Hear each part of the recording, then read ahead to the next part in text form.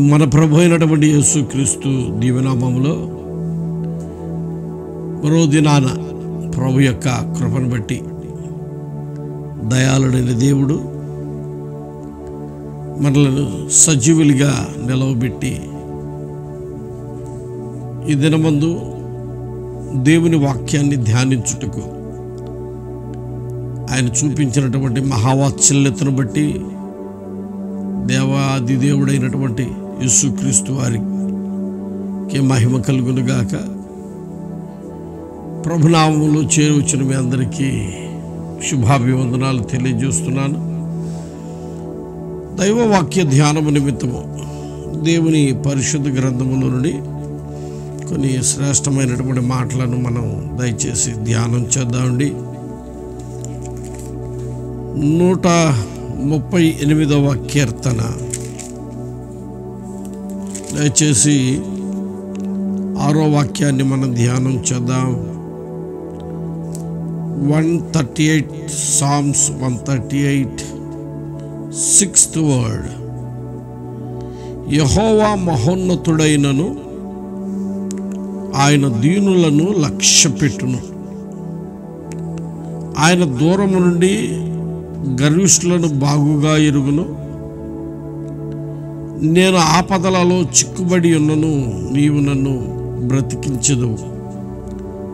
నా శత్రువుల కోపము నుండి నన్ను రక్షించుటకై నీవు నీ చేయి చాపెదవు, నీ కుడి చేయి నన్ను రక్షించును.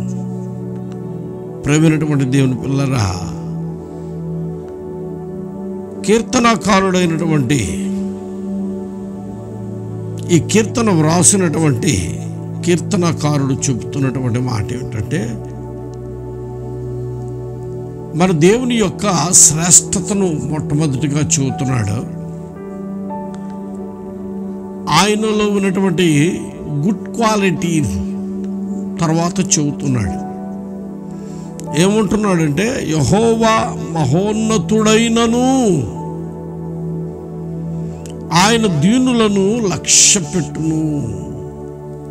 నిజమే, మన దేవుడు మహోన్నతుడు, సర్వోన్నతుడు, ఆది సంభూతుడైనటువంటి దేవుడు, సృష్టికర్త అయిన దేవుడు.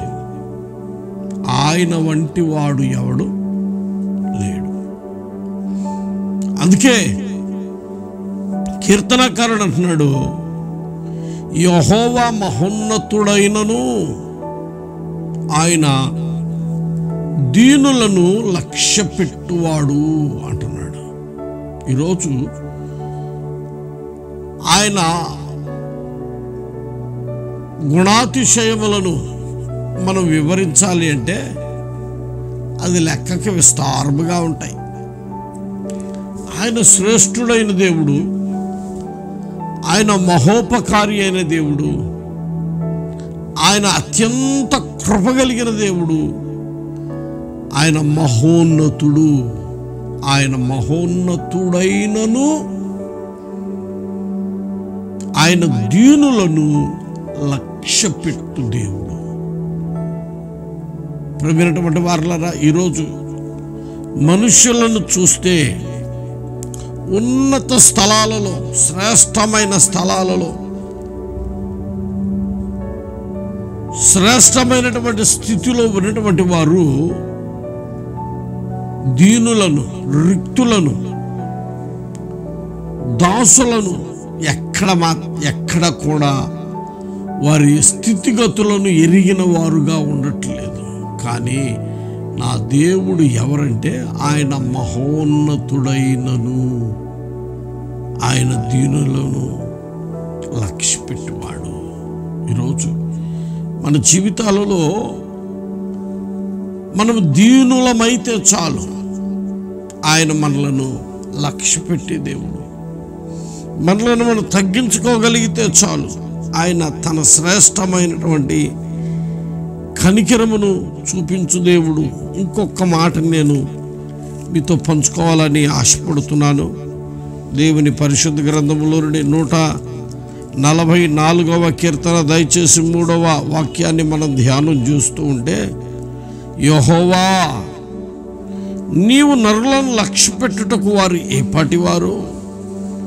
నీ వారిని ఎన్నిక చేయుటకు మనుషులు ఏపాటి వారు? నరులు ఒట్టి ఊపిరిని పోలి ఉన్నారు, వారి దినములు దాటిపోవు నీడవలేనున్నవి. ఆహా! ఎందుకు దయగలిగిన దేవుడు దీనులైనటువంటి మనుషులను లక్ష్య పెట్టుతున్నారు? ఈరోజు మనుషులను చూస్తే తమకంటే ఉన్నవారిని, తమకంటే గనులైనటువంటి వారిని, తమకంటే ధనమున్నటువంటి వారిని, తమకంటే అందమున్నటువంటి వారిని, తమకంటే శ్రేష్టమైనటువంటి స్థానములో ఉన్నటువంటి వారిని ఇష్టపడి వారి మీద లక్ష్యం ఉంచుతున్నారు. కానీ వాక్యం సెలవిస్తున్న మంచి మాట ఏమిటంటే, ఆయన మహోన్నతుడైనను ఆయన నరులను లక్ష్య పెట్టుతున్నాడు. ఆయన దీనులను లక్ష్య పెట్టుచున్నాడు. ఎందుకు లక్ష్య పెడుతున్నాడు?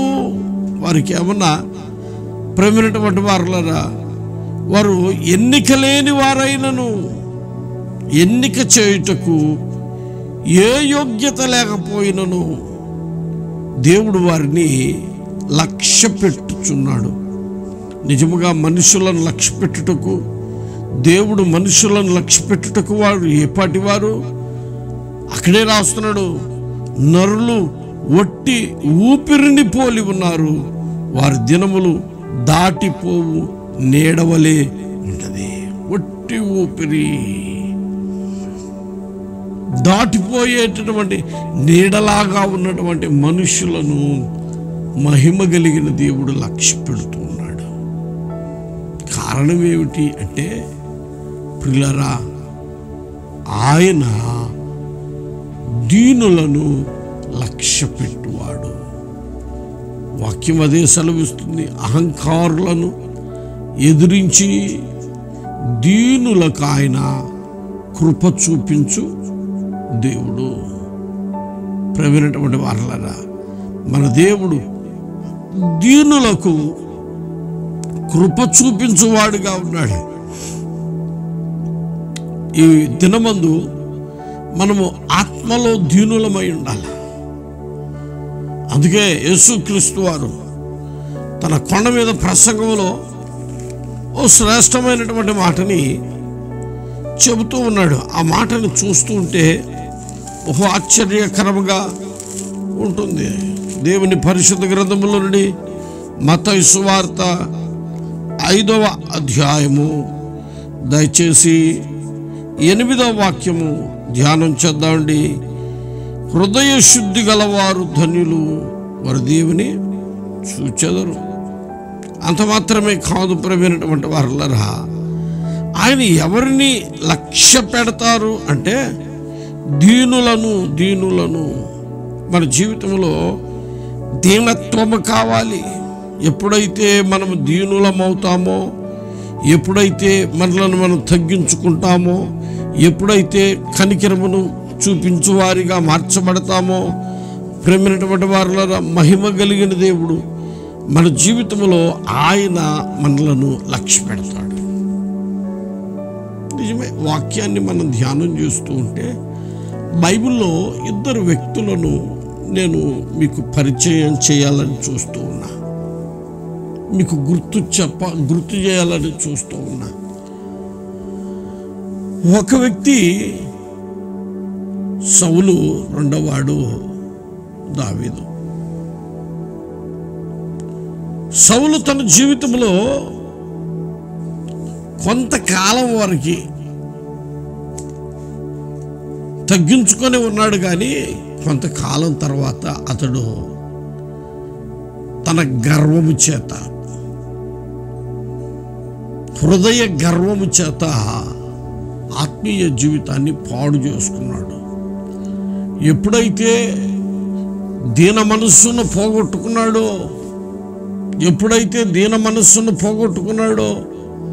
ప్రియులారా, దేవుని ఆత్మను పోగొట్టుకున్నాడు, దేవుడిచ్చిన కిరీటాన్ని పోగొట్టుకున్నాడు, దేవుడిచ్చిన రాజ్యాన్ని పోగొట్టుకున్నాడు. ఈరోజు మన జీవితాలలో దీనులమై ఉండాలి. ఎన్నటన్నిటికీ మన ఆత్మీయ జీవితంలో దీనత్వం కావాలి.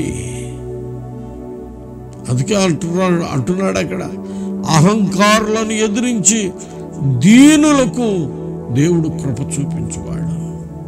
మనకి బాగా తెలిసిన సంభవమే. ఇంతకు మునుపు మనం చెప్పుకున్నాం. సౌలు దైవ చిత్తమును త్రోసివేసి తన ఆలోచన ప్రకారంగా నడిపించబడ్డాడు. చివరికి దేవుడే సౌలుని విసర్జించాడు. విసర్జించిన తర్వాత దేవుడు చెప్పిన మాట వినకుండా తనకిష్టం వచ్చినట్లుగా నడిపించబడ్డాడు. ఇప్పుడు దేవుడు అంటున్నాడు దైవజనుడైనటువంటి సమూయేలు నా మాట విననటువంటి త్రోసివేసినటువంటి సౌలుని నేను త్రోసివేశాను, నేను విసర్జించాను. నేను వేరొక వ్యక్తిని రాజుగా ఈ ప్రజల మీద నియమించాను. ఆ అబ్బాయి బెత్లెహేములో ఉన్నాడు. వెళ్ళి యెష్షై ఇంటికి వెళ్ళి ఆ బెత్లెహేములో ఉన్నటువంటి నేను నీతో చెప్పిన ఆ వ్యక్తిని నీవు రాజుగా అభిషేకించు అని చెప్పి వెళ్ళమంటాడు. కానీ సమూయేలు భయపడతాడు. ప్రభువా, సౌలు మంచోడు కాదు, ఈ సంగతి కనుక సౌలుకి తెలిస్తే నన్ను చంపేస్తాడు. ఎట్లాగే వెళ్ళను యెష్షై ఇంటికి, ఎట్లాగే వెళ్ళను బెత్లెహేముకు అంటే ఏమి లేదు, రాజుగా అభిషేకిస్తున్నానని చెప్పకుండా బలిన అర్పణను అర్పించడానికి వస్తున్నానని కబురు పంపించు. అప్పుడు నీ దగ్గరకు వస్తున్నటువంటి ఆ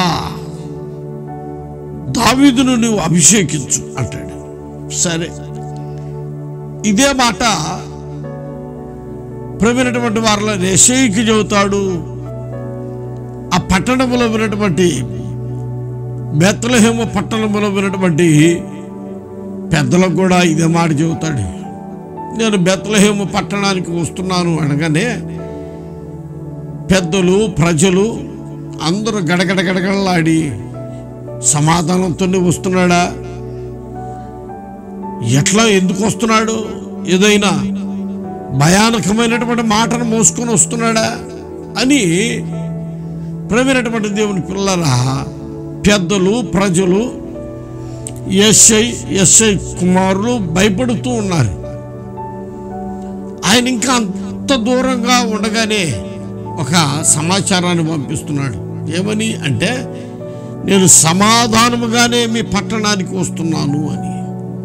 అంటే ఒక దైవజనుడు వస్తున్నాడంటే ప్రజలు ఎంత గడగడలాడుతున్నారండి. ఈరోజు దైవజనుడు ఒక పాస్టర్ వస్తున్నాడంటే లెక్క కూడా ఉంటుందా. ఇంకా నువ్వు ప్రదేశానికి విజిటింగ్కి వెళ్ళా. నన్ను ఇంచుమించుగా ఒక 3 నెలల నుంచి ఆ ఇంటి వాళ్ళు విజిటింగ్కి రా పాస్టర్ గారు అంటే సరేనని విజిటింగ్కి వెళ్ళా. వీలు కుదిరినప్పుడు వెళితే నన్ను చూచి వాళ్ళు చాలా సంతోషించి కుర్చీలు బయట వేశారు. చెట్ల కింద హాయిగా ఉంది, కూర్చున్నాం. నేను వెళ్ళినటువంటి ఆ ఇంటికి, మా విశ్వాసుల ఇంటికి ఎదురుగానే మరో ఇల్లు ఉంది. అది కొంత క్రిస్టియన్ ఏరియా కావటం వల్ల నేను వెళ్ళినటువంటి ఆ ఇంటికి ఎదురుగా కరెక్ట్గా ఆపోజిట్లో ఇంకొక ఉంది ఇల్లు. ఆ ఇంటి దగ్గరికి ఓ పాస్టర్ గారు వెళ్ళాడు. పాస్టర్ గారు వెళ్ళి ఆమెతో అంటున్నాడు, అమ్మా వందనాలు అని అన్నాడు. ఆమె విన్నట్టుగా ఉంది. మళ్ళా రెండోసారి అమ్మా వందనాలు, రెండోసారి కూడా అంత రెస్పాన్స్ ఏమీ లేదు. నేను కూడా అనుకున్నా ఏమిటి వినపడలేదు అనుకుంటా. మూడోసారి పేరు పెట్టి పిలిచి అమ్మా వందనాలు అన్న. ఆ వందనాలు పాస్టర్ గారు అని అందాము. ఏది బట్టలు ఆరేస్తా వందనాలు పాస్టర్ గారు అంది. అమ్మా ప్రార్థన చేయటానికి వచ్చా అని అన్నాడు. అంటే ఆవిడంది, పాస్టర్ గారు ఇప్పుడు పెద్ద పనిలో ఉన్నాను, మళ్ళీ రేపు రా పాస్టర్ గారు, ఇప్పుడు కుదరదు కానీ రేపు ఉదయాన్నే రా అని. నాకు అనిపించింది ఏంటంటే, ఇదేమిటి, ఏమే సంఘ సేవకుడు వచ్చి విజిటింగ్కి వస్తే ఆవిడేంటి ఆ మాట అంటుంది అని అంటే, మన విశ్వాసులు చెప్పిన మాట ఏమిటంటే, పాస్టర్ గారు ఆ ఇంటోళ్ళు ఇందాక వచ్చిన పాస్టర్ గారు చర్చికి వెళ్ళరు, మరి అన్న ఆయన నెలలో మొదటి వారం ఈ కాలనీలో ఉన్నటువంటి ప్రతి ఇంటింటికి తిరిగి ప్రార్థన చేస్తాడు. ఎందుకోసం అంటే కాను కోసం. ఈ ఏరియా అంతా ఉద్యోగస్తులే కనుక అందుకోసమే నెలలో మొదటి వారం, ఒకవేళ టార్గెట్ పూర్తి కాకపోతే రెండో వారం కూడా వస్తాడు, ప్రతి ఇంటికి తిరిగి ప్రార్థన చేస్తాడు. నెలలో మొదటి వారం లేకుంటే రెండో వారంలో. ఎందుకు అంటే కానుక కోసం. నాకు కొంత సిగ్గు అనిపించింది, ఎందుకంటే సేవకుడు దేవుని పరిచారకుడు, దేవుని చేత పిలువబడినటువంటి వాడు, ఇంత తృణీకారంగా మాట్లాడతారా అని నాకు కొంత ఆవేదన కలిగింది. ప్రవీణటువంటి దేవుని పిల్లరా, సేవకుడు అంటే ప్రజలు, ఇక్కడ బెత్లెహేములో ఉన్నటువంటి ప్రజలు దైవజనుడైనటువంటి సమూయేలు వస్తూ ఉంటే గడగడగడగడలాడిపోతున్నారు. ఈరోజు సేవకుడు వస్తున్నాడంటే విశ్వాసులు భయపడట్లా, సేవకులు కూడా ఓ రకంగా చూస్తే అదొక సంపాదనలాగానే అయిపోయింది. ఒకళ్ళదే అని నేను తప్పని అంటలేదు, కానీ ఇద్దరిది తప్పు ఉంది. కానీ ఇక్కడ మనం చూస్తుంటే సమూయేలు వస్తున్నాడు అంటే బెత్లెహేములో ఉన్నటువంటి ప్రజలు, ఆ ఊరి ప్రజలందరూ గడగడలాడుతున్నారు. దైవజనుడు వచ్చాడు, నేరుగా యెషయా ఇంటికి వెళ్ళాడు. యెషయాతో చెప్పాడు తాను ఎందుకు వస్తున్నాడు.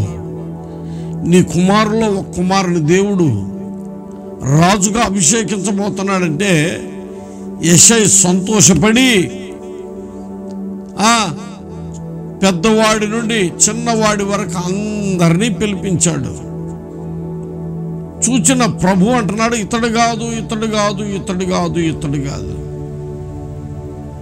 సమూయేలుకు కూడా అనిపించింది, ఇతడు కాదు అంటున్నారు. ఇంకెవరున్నారు?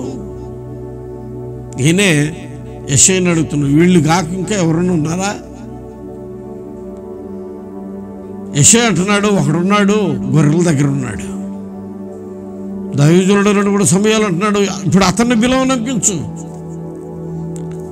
బిలవనంపించాడు. ఆశ్చర్యకరమైన సంగతి ఏమిటి చెప్పనా? అతడు ఇంకా వస్తూనే ఉండగానే ప్రేమైనటువంటి వారలారా, దేవుని ఆత్మ సమూయేలును రేపుతూ మాట్లాడుతున్నటువంటి మాట ఏమిటంటే, ఆ 16వ అధ్యాయం, సమూయేలు మొదటి గ్రంథం 16వ అధ్యాయం, దయచేసి 7వ వాక్యాన్ని మనం ధ్యానం చేస్తూ ఉంటే, అయితే యెహోవా సమూయేలుతో ఇలాగు చెప్పెను, అతని రూపమును అతని ఎత్తును లక్ష్య పెట్టకము. మనుషులు లక్ష్య పెట్టు వాటిని యెహోవా లక్ష్య పెట్టడు. నేను అతనిని త్రోసివేసి ఉన్నాను. మనుషుల పైరూపమును లక్ష్య పెట్టుదురు గాని యెహోవా హృదయమును లక్ష్య పెట్టును. పిల్లరా, దేవుడు పై రూపాయలు లక్ష్య పెట్టడం. మనుషులైతే పై రూపాయలు లక్ష్య పెడతారు. పైన కనపడుతున్నటువంటి మందిరాలను చూస్తారు, కారులో దిగుతూ అబ్బా పెద్ద పాస్టర్ అంటారు, ఇంకా డ్రెస్ స్టైల్ చేస్తే అబ్బా భలే పాస్టర్ అంటారు, ఇంగ్లీష్లో మాట్లాడితే ఆహా ఓహో ఓహో. కానీ అతని పిలుపు, అతని దర్శనము ఏమీ వీళ్ళకి అర్థం కాదు. కారణం ఏమిటంటే, ప్రేమైనటువంటి వారులారా, వీళ్ళు లక్ష్య పెట్టేది ఎక్కడంటే పై రూపాలని. కారణం ఏమిటంటే మనుష్యులు గనుక.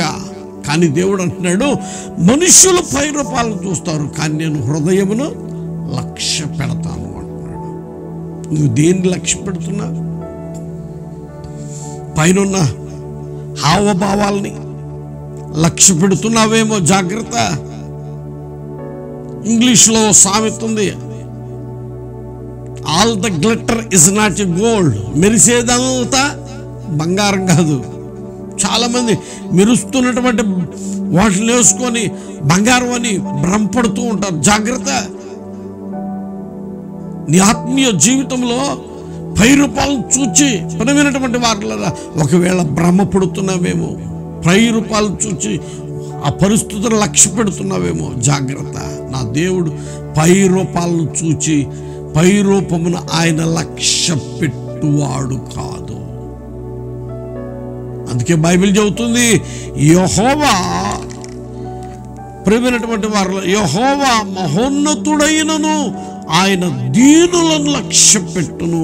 అనగా దీనులను అనగా తగ్గించుకున్న వారిని, అణచుకున్న వారిని, ప్రభు కొరకు ప్రతిష్ఠించుకున్న వారిని, దేవుని సన్నిధిలో ప్రవీణటువంటి వారిని, భయభక్తులు కలిగినటువంటి వారిని ఆయన లక్ష్య పెట్టే దేవుడు.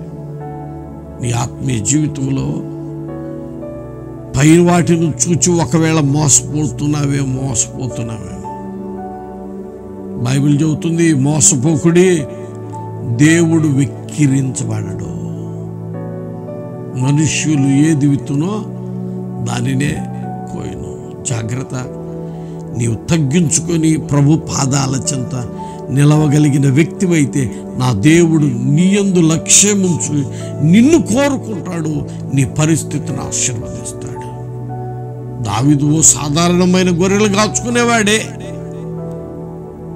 కానీ దేవుని యందు భయముతో భక్తితో దీనుడై ప్రభు పాదాల చెంత నిలిచాడే, అదిగో ఆ సంగతిని దయగలిగిన దేవుడు చూచాడు. అందుకే దేవుడు దావీదు స్థితిని ఉన్నతముగా దీవించాడు. ఈరోజు నీ స్థితి కూడా దీవెనకరంగా మార్చబడాలి అంటే దయాళుడైన దేవుని పరిశుద్ధ పాదాల చెంత మన ఆత్మీయ జీవితంలో తగ్గించుకొని దీనులమై రిక్తమై ప్రభు కొరకు జీవించే మంచి మనస్సును కలిగి దైవికమైన మేలులతో మనము నింపబడదుముగాక. ఆమేన్. చిన్న ప్రార్థన చేసుకుందాం. దయాళుడా, మీకు స్తోత్రాలయ్యా. మీ ప్రేమ కలిగిన బాహులో అయ్యా, ఇదిగో ప్రభా, ఈ ఉదయమున ప్రభా మీ పాదాల చెంతకు చేరి వచ్చి ఉన్నా. మీ మహాకనికరమును బట్టి గత పగటి కాలం అంతట్లో రాత్రి అంతట్లో మీరు తోడైండి క్షేమాన్ని కలగజేశారు తండ్రి. ఉదయ కాలములో సజీవులుగా నిలవబెట్టి మీ నామమును బట్టి తండ్రి ఇదిగో ప్రభు ఆ వాక్యాన్ని ధ్యానించుటకు మీరు ఇచ్చిన కృపకై స్తోత్రాలు. మేము కూడా ప్రభు ఎక్కడ పై రూపాయల లక్ష్య పెట్టక దీనులమై మీ పాదాల చెంత మీ కొరకు జీవించుటకు అట్టి కృపా ధన్యతను దయచేయండి, ఆశీర్వదించండి అయ్యా. వింటున్న ప్రతి మాటను బిడల జీవితాల్లో ఫలప్రదంగా మార్చి జీవించండి. ఈ దినం ప్రభువా మా బిడల యొక్క రాకపోకట్లో, వ్యాపారాల్లో, చేతి వృత్తుల్లో, ఉద్యోగాలన్నిట్లో తోడయండి. అన్ని విషయాల్లో తండ్రి తగ్గించుకొని దీనులై మీ రాజ్యం కొరకు అక్కడ కొరకు సిద్ధపరచబట్టకు సహాయం చేయమని యేసు నామమున ప్రార్థించున్నాం తండ్రి. ఆమేన్.